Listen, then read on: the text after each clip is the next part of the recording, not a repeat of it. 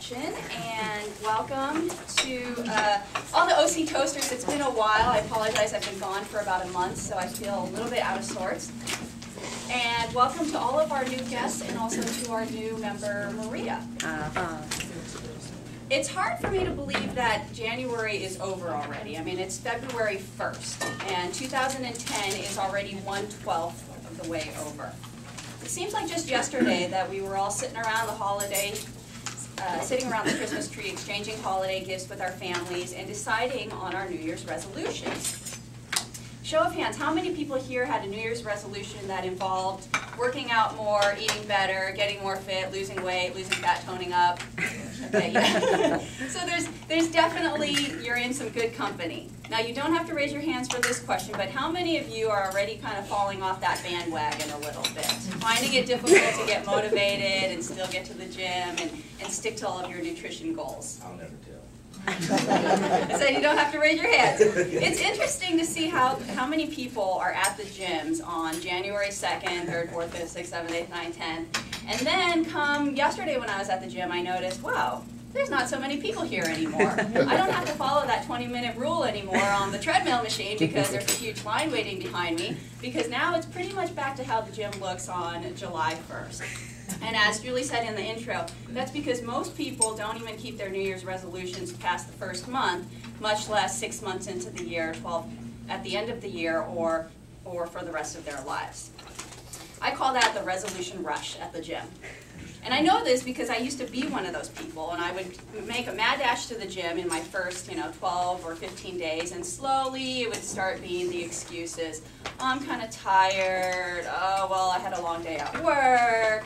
It's too cold, it's raining, my hair doesn't look good, all sorts of excuses to not go to the gym. Until I made a decision a couple of years ago, and I made a decision, a conscious decision, to change my lifestyle and commit 100% to what I call the 3% lifestyle. What does this include? It's not difficult, it's not rocket science. It really boils down to 3 things: goals, nutrition, and exercise. So nutrition, first of all, nutrition is the most important thing for you to focus on if you're trying to live a healthy lifestyle. Most people have really strong fitness goals. I want to work out 5 days a week, I want to lose 15 pounds, I want to tone up. When it comes to nutrition, it gets a little bit more loosey-goosey, and most of the time people just say, oh, I want to eat better, or maybe I want to cut out carbs. But they don't really know if they're doing the right things, and that's why they get discouraged, because 80% of your health and fitness comes from what you put into your body. So you can work out like mad at the gym, you could run 100 miles a day, you could be doing this, you could be doing yoga, you could be doing Pilates, but if you're putting junk into your body, then what's going to come out? Junk. So nutrition, a couple of tips here to help keep people on their New Year's resolutions is eat 5 to 6 small meals a day is the first one. A lot of times people think that they'll lose weight if they skip meals, so you might wake up, not eat a breakfast, eat a fairly big sized lunch, try to last 6 or 7 hours while you're working the rest of your day, and then eat a gigantic dinner because you're starving by that time. You're driving home, you see the Del Taco, do I go? No, I'm gonna, okay, Del Taco, and then the next thing you know, you're scarfing down a big fat taco in the car on the way home, right? Because you're starving. Your body is literally in starvation mode because you have not fed it. Food is fuel, so you need to feed your body on a regular basis. This does a couple of things. First of all, it keeps your blood sugar levels steady so that you don't hit these peaks and valleys, causing your insulin levels to spike, which is what creates those hunger cravings and makes you fiend for things like chocolate and cookies and ice cream and all of those yummy things. So eat 5 to 6 meals a day every 2 to 3 hours, and that way you're keeping your blood sugar levels steady so that you constantly feel fairly full. You never really feel starving, and you never really feel like, oh my gosh, I have a food coma or a food baby, like I call it. Secondly, not all calories are created equal.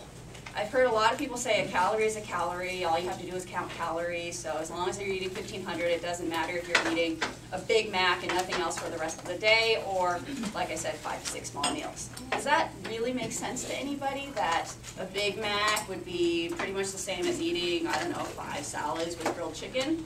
It doesn't make a whole lot of sense to me. So the most important thing with your meals is to remember that you need to have a good combination of protein, carbs, and also fats. Don't skip the fats, even though a lot of people think that fats are evil, as a lot of people think that carbs are evil, but you actually need all 3 of them. Carbohydrates give your body energy, but carbohydrates in the form of ice cream is different than carbohydrates in the form of fruits and vegetables. So again, making the right decision. Proteins. Proteins are something that most people probably don't get enough of every day. Eggs are a great source of protein, lean meats, chicken, fish, poultry. All of those are great sources of protein and something that you should be having in every single meal, not just at dinner or at lunch. And fats. Some good fats that you can eat very easily are almonds, a handful of almonds, or an avocado, or a couple of fish oil pills. All very easy to eat, all good fats that will actually help lubricate your joints and produce hormones. Working out, the other 20%. Working out should be a combination of resistance training, such as what Charlene does. She does yoga every single day, which bow down. I think that you are a goddess for doing that. It's one of my goals to get up to 3 or 4 times a week.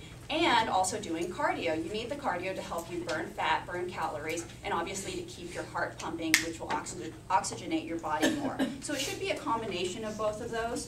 And what you really need to do is set a schedule. Like everything else in your life, whether it's a dentist appointment, whether it's meeting with a client, put it on your calendar. That way you'll actually remember to do it, and it becomes a part of your day, and it makes it more difficult for you to say, well gosh, I had too busy of a day, I don't have time to do that, because it's already part of your daily schedule. So sometimes people say they don't like to go to the gym. Well, there's 100 things that you can do outside. You can join a running club like Diane. I don't know about that beer at the end, but it sounds like fun. Or you can get out and do things like running up and down 1,000 Steps Beach. You can do sprints from one light pole to another. You can just run outside and enjoy the beautiful weather, which also gives you some vitamin D. So these are just some tips that hopefully will help you to stay on top of your fitness goals. And again, making a conscious decision to change your lifestyle. Only 3% of Americans actually take the time to write down their goals, and only 3% of Americans are truly living a healthy lifestyle. Coincidence? I think not. The word decision comes from the word incision, which means literally to sever from all other possibility. So make a decision today to lead a healthier lifestyle and stay on your fitness wagon. Thank you.